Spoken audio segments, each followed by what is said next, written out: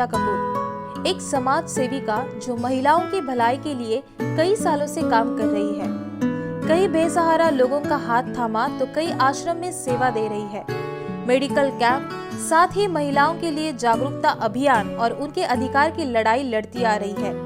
परिवार के साथ साथ समाज में अपना वर्चस्व बनाया है। रिपब्लिकन पार्टी में कदम रखा और महाराष्ट्र की महिला सचिव बनी। आइए मिलते हैं इस सावित्री की बेटी को, गीता कपूर जी को। नमस्कार दोस्तों, मैं हूँ प्रेमलता मौर्य। स्वागत है आवाज इंडिया टीवी के उस कार्यक्रम में जिसका नाम है हम बेटियां सावित्री की। हम बेटियां सावित्री में हम उन महिलाओं को बुलाते हैं जो अपना रुतबा समाज में अलग सा बनाती हैं, जो खुद तो बड़ी बनती ही हैं लेकिन दूसरों को भी साथ लेकर चलती हैं। इसी तरह आज हमारे साथ में वो महिला मौजूद हैं जिनका नाम है गीता कपूर। गीता कपूर जी, आपका स्वागत है आवाज इंडिया टीवी के इस कार्यक्रम में। नमस्कार। जिस तरीके से जानना चाहेंगे हम, समाज में एक अलग सा रुतबा बनाया है आपने, लेकिन आपकी परवरिश कहाँ हुई, आपका परिवार ने कितना साथ दिया, जिस तरीके से समाज में एक स्थान बनाने के लिए कई संघर्ष करने पड़ते हैं। हाँ जी, समाज में कार्य करने के लिए तो मैं बाद में आई। पहले तो मैं अपने माता पिता ने जो मुझे अच्छी तरीके से संस्कार दिए और मेरे पिताजी का बहुत प्यार था मेरे ऊपर। बचपन से ही मैं थोड़ी नटखट थी, यानी बचपना में मस्ती करना, पढ़ाई में थोड़ा ध्यान नहीं देना, तो पिटाई होती थी मेरी, लेकिन अच्छा तरीके से पढ़ लेती थी। मैं 12th तक पढ़ी, ज़्यादा पढ़ी नहीं हूँ, 12th तक पढ़ी। इसके बाद घर का प्यार, पिताजी का, माताजी का बहुत प्यार मिला और घर में खुशियाँ थी। मध्यम वर्गीय थे, इतने अमीर भी नहीं थे, लेकिन बहुत खुश थे। जिस तरीके से आपने कहा काफ़ी नटखट थी आप, हाँ जी। तो सबसे ज़्यादा मम्मी से या पापा से कनेक्ट थी? मैं ज़्यादा करके मेरे पिताजी से कनेक्ट थी। तो किस तरीके से उनसे आपका, अगर एक कहें तो एक फादर जो होता है बहुत इम्पोर्टेंस रखता है एक महिला के लिए, क्योंकि वो अगर हस्बैंड की अगर हम बात करें, हर एक महिला चाहती है कि मेरा हस्बैंड जो हो वो मेरे पिता जैसा हो।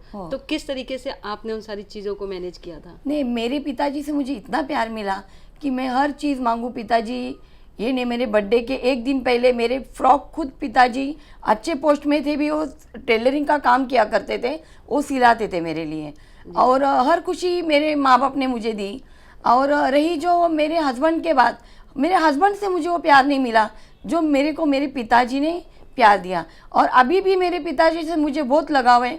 भले मैं झगड़ती हूँ, कुछ नाराज़ होती हूँ, लेकिन ज़्यादा अटैचमेंट मेरे फादर से है।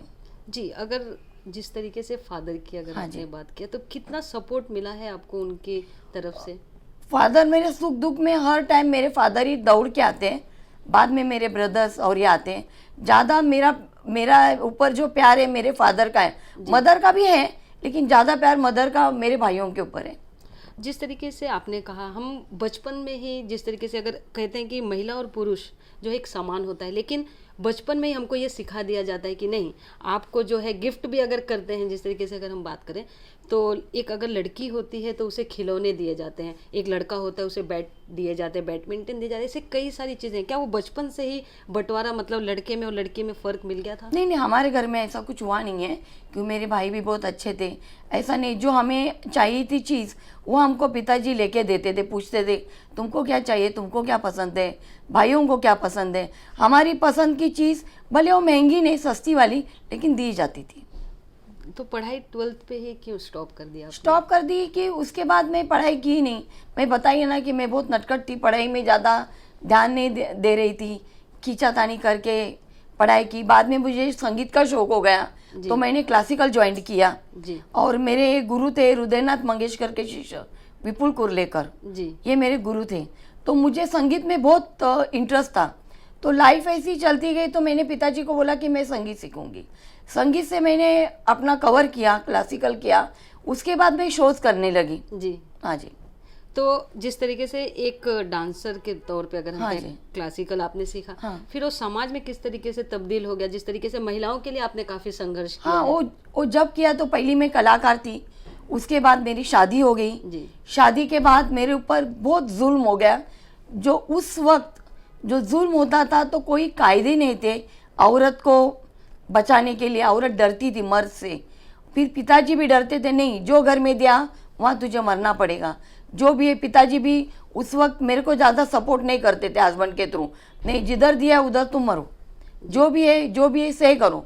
तो इतना मेरे को हैरेसमेंट, मारपीट होती थी, खाना नहीं दिया जाता था। बच्चे होने के बाद भी मुझे बहुत सी तकलीफ हो गई, बहुत तकलीफ। तो मैं अपने क्षेत्र में भी कमा कमा के पैसा, भाई छोटे छोटे थे, तो फिर मैं अपने पति से अलग हो गई। जी, जिस तरीके से अगर परिवार की अगर हम बात करें, जब हम घर से बाहर निकलते हैं तो कितना सपोर्ट एक परिवार के लिए, महिलाओं के लिए होता है? अपने माता पिता का तो मुझे बहुत ही सपोर्ट है, अब तक सपोर्ट है। रही ससुराल की बात तो कोई सपोर्ट मिला नहीं है, क्योंकि चंद दिनों में मैं अपने हस्बैंड से अलग हो गई। तो उसके बाद मैंने सोचा कि मेरे ऊपर जो अन्याय हो रहा है, अत्याचार हो रहा है, जो और औरतों के ऊपर होना नहीं चाहिए, इसके लिए फिर मैंने अपनी महिला उत्कर्ष सेवा संस्था ये खोल ली। उसके पहले, संस्था के पहले मैं औरतों के लिए काम करती थी, आगे जाती थी, झगड़ा छुड़ाती थी। मत करो झगड़ा, ये मत करो, बच्चों को डालो मत, अपना फ्यूचर बच्चों के लिए है, बच्चों की लाइफ मत खराब करो, ये मैं औरतों को समझाती थी। तो किस तरीके से, मतलब पहली न्यूज जो अगर आपने एक महिला की अगर हम एग्जांपल ले, अगर आपने लिया, तो किस तरीके से एक एक कदम आपने आगे बढ़ाया है? एक एक कदम की। हमारे एरिया में एक आदमी था, अच्छा पढ़ा लिखा आदमी, जॉब करके शाम को पी के आके बहुत मारपीट करता था। उसकी बीवी एक दिन बोली मैं अभी आत्महत्या करने के लिए, रेलवे पटरी हमारे यहाँ एलपी स्टैंड में रहते थे, नज़दीक थी, बोली जाके मैं जान देती हूँ। मैं बोली जान देने से आपको सब कुछ वापस नहीं, आपके 2 बच्चों का क्या हो जाएगा? अगर मैं भी जान देती थी तो मेरी बच्ची रास्ते पर आती थी। तो आपको माँ करके, एक औरत करके जीना है, अपने बच्चों के लिए जीना है। रही आगे हस्बैंड का सवाल, उसको सुधारना भी तुम्हारे हाथ में है। तुम कंट्रोल करो अपने आप के ऊपर और जान मत दो। जान इंसान को जिंदगी एक बार मिलती है, उसका सार्थक करो। जी, तो किस तरीके से आपने कई सारी संस्थाएं जो हैं शुरू की हैं, हाँ, मैंने लोगों को धीरे धीरे जोड़ा है, तो ये कितना आसान रहा आपको और कितना कठिन था? नहीं, बहुत कठिन था मेरे ज़िंदगी में। मैंने संस्था जोड़ी, औरतों को जोड़ा, औरतों को जो प्रॉब्लम डिवोर्स का आता था, ज़्यादा करके मैं बोलती थी डिवोर्स मत करो। मैंने बहुत से ऐसे केसेस हैं जो कोर्ट में जाके अभी डिवोर्स होने वाला है, वो केस वापस लाइए मैंने, और कॉम्प्रोमाइज़ करके वो संसार बसा के दिया है, और अभी वो फैमिली खुश है। ऐसे बहुत से फाइल्स मेरे पास हैं। कभी कभी कोई लड़की डौरी के ऊपर शादी करती थी, तभी मैं बोलती थी नहीं, आप पैसा दे के शादी मत करो, अगर आपको मंजूर है, आपकी मर्जी है तो शादी करो। माँ बाप बोलते करके मत करो, आपकी मर्जी है, आपको अच्छा लगता है, उसका बैकग्राउंड देखो, लड़का अच्छा है कि नहीं देखो, बाद में आप शादी करो। जी बिल्कुल, जिस तरीके से गीता कपूर जी की अगर हम बात करें तो महिलाओं को हिम्मत देती हैं। वो कई ऐसे संघर्ष से बाहर आ चुकी हैं जो उन्होंने अपने ऊपर झेला है, लेकिन वो चाहती हैं कि ऐसी जो परेशानी और महिलाओं को है वो ना हो। रुकते हैं यहाँ छोटे से ब्रेक के लिए, ब्रेक के बाद फौरन हाजिर होंगे।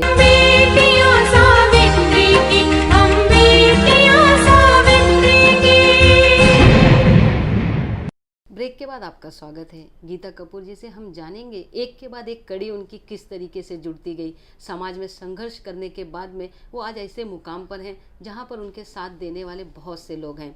आपसे जानेंगे गीता जी, जिस तरीके से एक के बाद एक कड़ी आपने जोड़ा है, कितना कठिन रहा इन सारे संघर्ष को लेकर अगर हम बात करें जीवन में उतारने में आपको? कि मैंने जो महिला उत्कर्ष सेवा संस्था ये पहले मैंने चालू की, तो मेरे साथ कम से कम 2500 महिला, पहले 200, 300, 400 ऐसे करके अभी मेरे पास 2500 महिला है। तो हर मुद्दे पर मैं काम करती हूँ, चाहे कोई भी मुद्दा हो, मैं डरती नहीं हूँ। जी हाँ जी। तो किस तरीके से आप संघर्ष करती हैं? अगर हम कानूनी तौर पे बात करें या सामाजिक तौर पे बात करें या घरेलू बात करें, तो किस तरीके से आप लड़ती हैं उन सारी चीज़ों से? कानूनी तौर से ये बात करती हूँ कि किसी औरत के ऊपर अगर एक गरीब का आशियाना बहुत सालों से बना है और वहाँ पर तोड़ा जा रहा है, तो उसके ऊपर भी मैं फाइट करती हूँ, क्योंकि वो रीगली है, अनरीगली नहीं है, तभी तुम तोड़ रहे हो।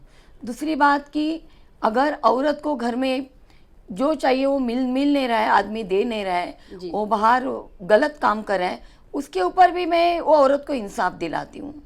अगर हम बात करें समाज की, जिस तरीके से लगातार तलाक वगैरह की जो बातें हैं वो बढ़ती जा रही हैं, हाँ, जो ये आप क्या कारण मानती हैं कि आज लोगों के बीच में जो प्रेम था पहले की तरह वो अब नहीं है, वो बरकरार नहीं रहा अब लोगों में? नहीं, बचा नहीं है अभी वो पहले का प्यार, कि आजकल लड़कियां चंद इसमें लड़के के पीछे पागल हो जाती हैं।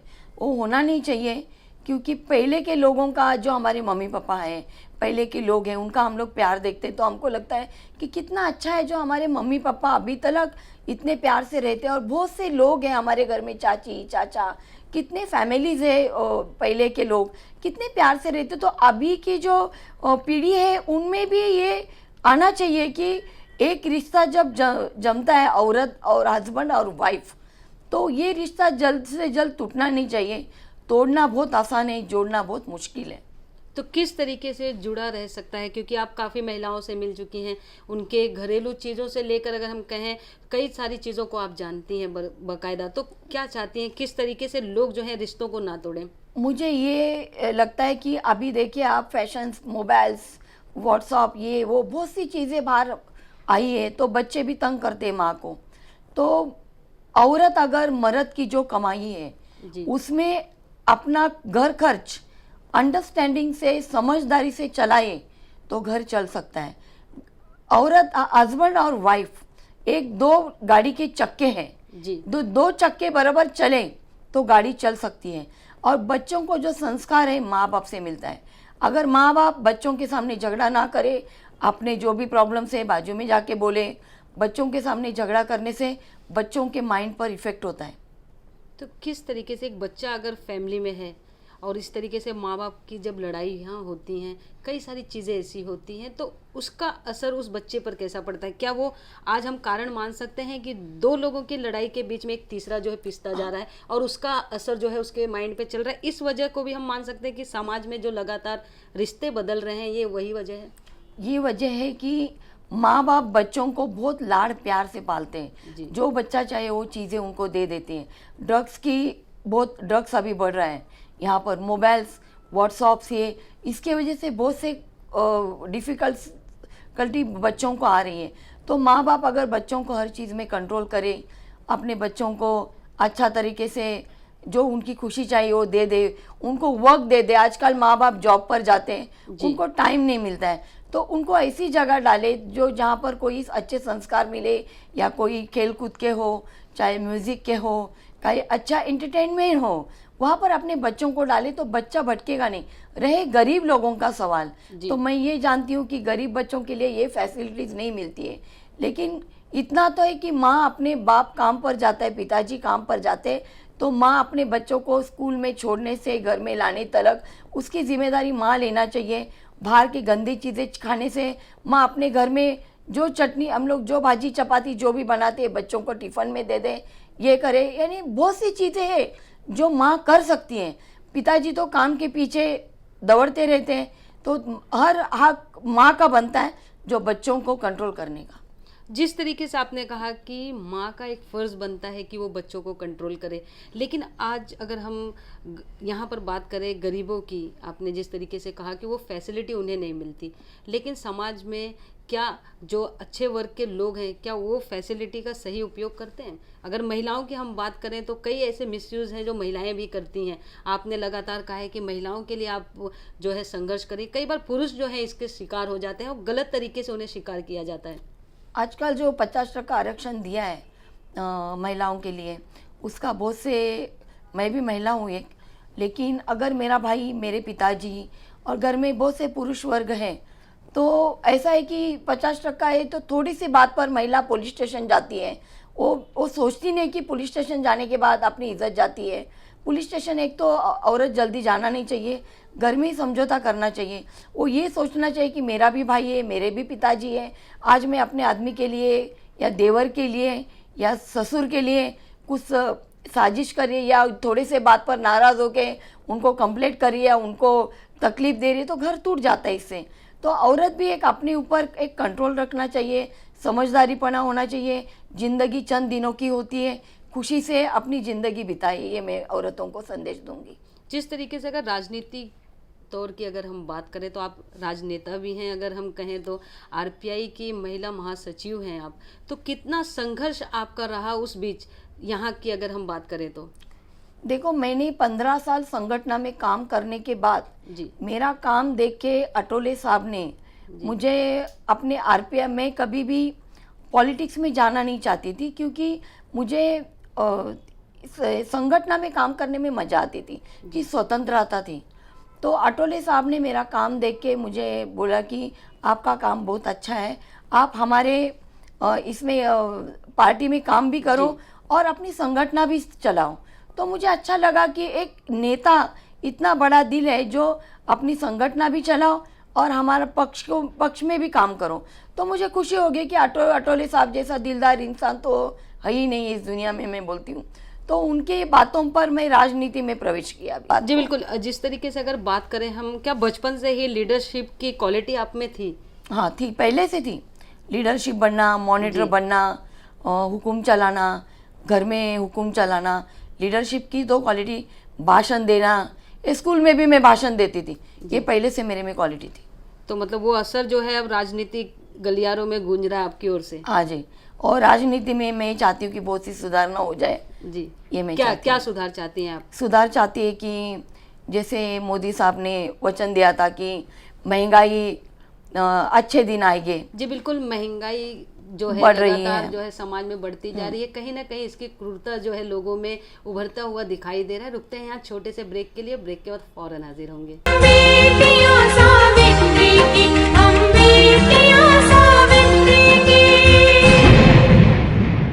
ब्रेक के बाद आपका स्वागत है। गीता कपूर से जानेंगे कि आखिर अब तक उन्होंने कितने सारे एनजीओ में काम किया है, कितने सारे लोगों को अपने साथ जोड़ा है। उनसे जानेंगे कई अवार्ड्स भी आपको मिले हैं, किस वजह से अवार्ड्स दिए गए हैं? अवार्ड्स इसके लिए मिले कि मैंने महिलाओं के लिए बहुत से संघर्ष किया। दूसरी बात, बहुत गरीबों का घर बचाया। दूसरी बात, मैंने बहुत से मेडिकल कैंप किए और उस मेडिकल कैंप में free of charge heart, kidney, brain और कैंसर, उसके मैंने राजीव गांधी योजना उसके तरफ से मैंने काम किए। बहुत से आई ऑपरेशंस जो मोती बिंदु को होते हैं गरीबों के, फ्री में चश्मा बांटना। फिर अनाथ आश्रम में, मेन बात की अनाथ आश्रम में जो बच्चे जिसकी माँ है बाप नहीं, बाप है माँ नहीं है, तो बच्चों का परवरिश होना बहुत मुश्किल होता है। तो मैंने बहुत से अनाथ आश्रमों में बच्चों को डाला है, जो बच्चे वहाँ भी अच्छे बड़े हो रहे हैं। जो वहाँ से बाहर से फंड आता है तो फंड से बच्चे बढ़ते हैं वहाँ पर जी। तो अच्छे तरीके से बच्चे बढ़ रहे हैं। फिर मतिमंद बच्चे जी, जो सुनने को आते नहीं हैं, ऐसे स्कूलों में भी बच्चों को फ्री में हमने प्रवेश दिए है बच्चों को।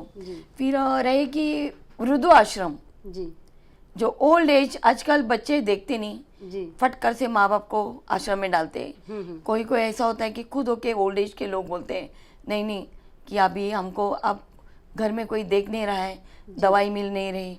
ऐसे लोगों तलक मैं दवाई भी पहुंचाती हूँ, सपाला तलक जी। जो विधवा महिला है उनको अनाज पानी देना, ये जो भी मेरे संस्था में आता है तो मैं गरीबों में वो बांट देती हूँ। तो एक उपाधि ताई की दी गई है आपको, जिस तरीके से आप बाहर जाती हैं। महाराष्ट्र में रहते हुए कई सारे लोग जो हैं आपको ताई कर कर पुकारते हैं, ये नाम क्यों पड़ा आपको?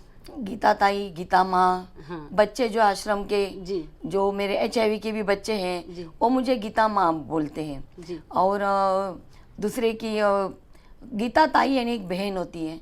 एक बहन ही माँ के बाद अपनी भावनाएं जानती है, तो बहुत से लोग मुझे ताई करके पुकारते हैं। जी बिल्कुल। तो कितना खुशी महसूस होता है दूसरों की मदद करके। यहाँ पर लोगों की अगर हम बात करें, खुद की जो है मदद नहीं कर पाते, आप इतने सारे लोगों को अपने एनजीओ की तरफ से जो है हेल्प करती हैं, तो कितना अच्छा लगता है। मुझे तो मेरी जब तक की ज़िंदगी है, एक एक क्षण, एक एक पल मैं चाहती हूँ कि लोगों के लिए मुझे काम आ जाए, मैं खुद को उनको काम आ जाए।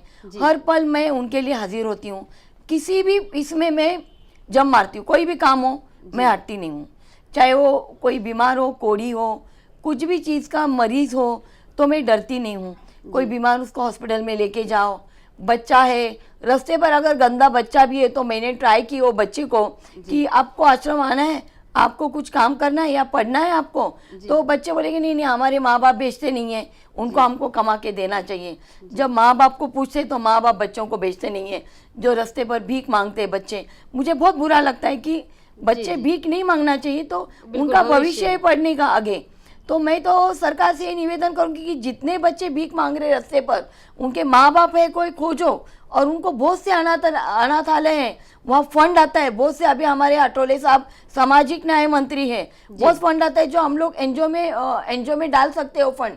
तो मैं यही चाहती हूँ कि वो फंड एनजीओ में तो जाता ही है, लेकिन एनजीओ का उपयोग हम करना चाहिए। जो हमको मालूम है कि एनजीओ में लोग बच्चों को हम डाल सकते हैं, सब कर सकते हैं, तो हम लोग को उसका बेनिफिट क्यों ना उठाएं। आज मैं जो कर रही है, अगर और औरतें ये काम करें, उसको एनजीओ की ज़रूरत नहीं है। आज मेरे पास एनजीओ है, ठीक है, मेरे पास हक है, लेकिन कोई औरत ये काम आगे करने के लिए चाहती है, उसको रुकाना नहीं चाहिए।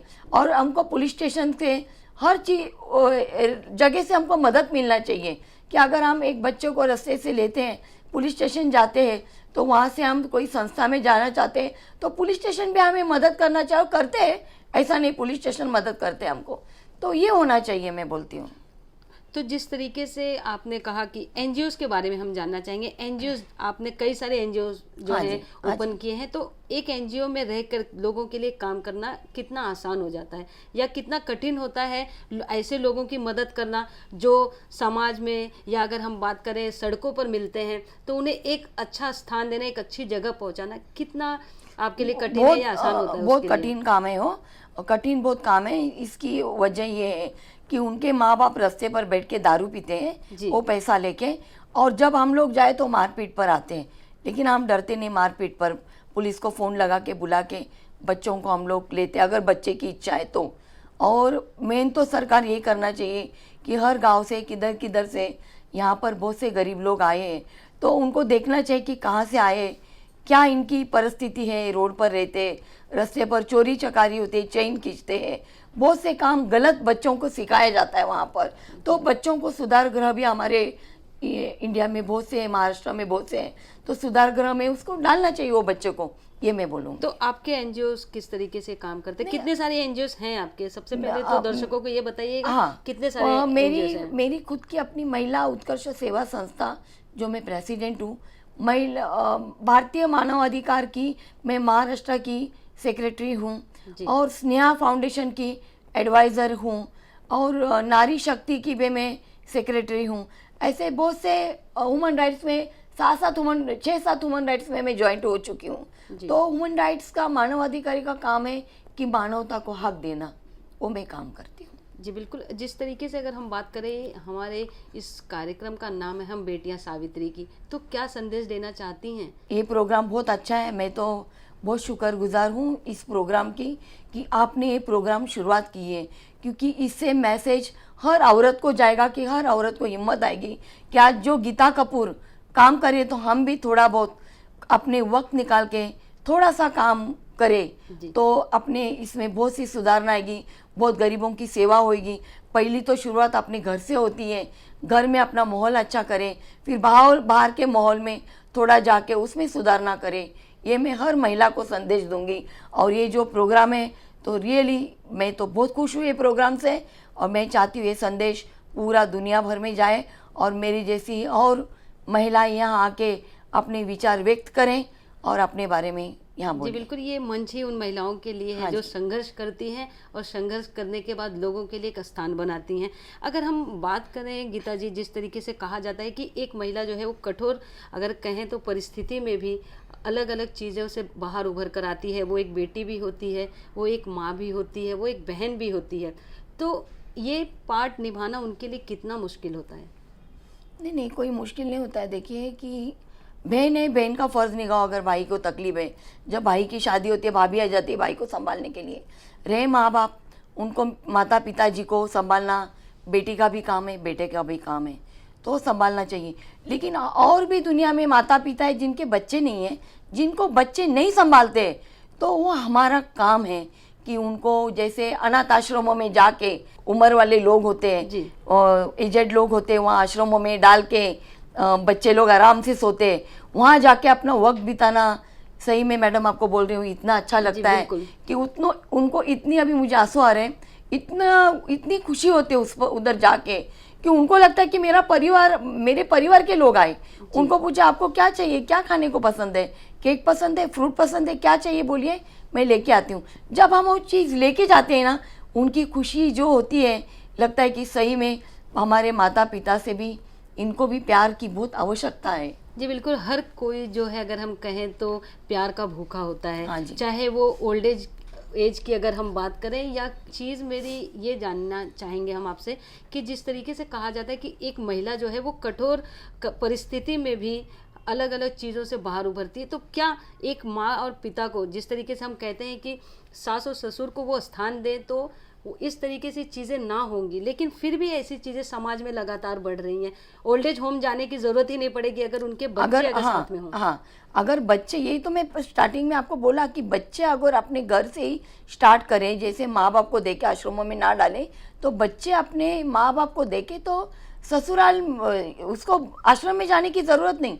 रही बहू की बात, बहू ने अगर अपने माता पिता का प्यार सास ससुर को दिया तो उनको आश्रम में जाने का वक्त नहीं आएगा।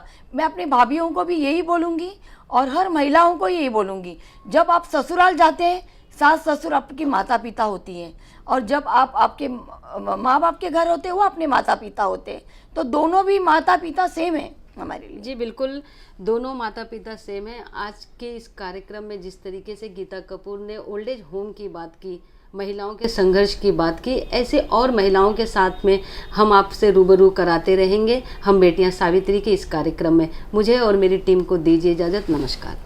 नमस्कार।